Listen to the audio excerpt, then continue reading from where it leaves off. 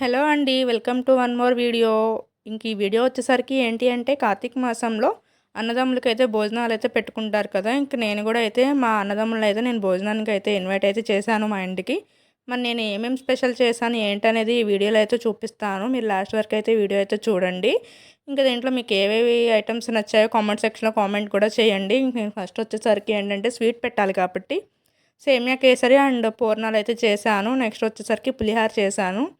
ఇంకా కార్తీక మాసంలో అయితే అన్నదమ్ములకి నాన్ వెజ్ పెట్టకూడదు కాబట్టి నేను వెజ్ బిర్యానీ అయితే చేశాను. ఇంకా దాంతోపాటు బంగాళదుంప బఠానీ కర్రీ అయితే చేశాను. ఇంక వెజ్ కర్రీస్ వచ్చేసరికి పప్పు, బెండకాయ ఫ్రై, రసము, టొమాటో పచ్చడి అండ్ ఉలవ చారు అయితే చేసేసాను.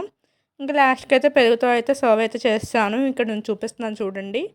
ఇంక ఈ ఐటమ్స్ అన్నీ నేనే చేశాను. దీంట్లో మీకు ఏది నచ్చిందో కామెంట్ సెక్షన్లో కామెంట్ చేయండి.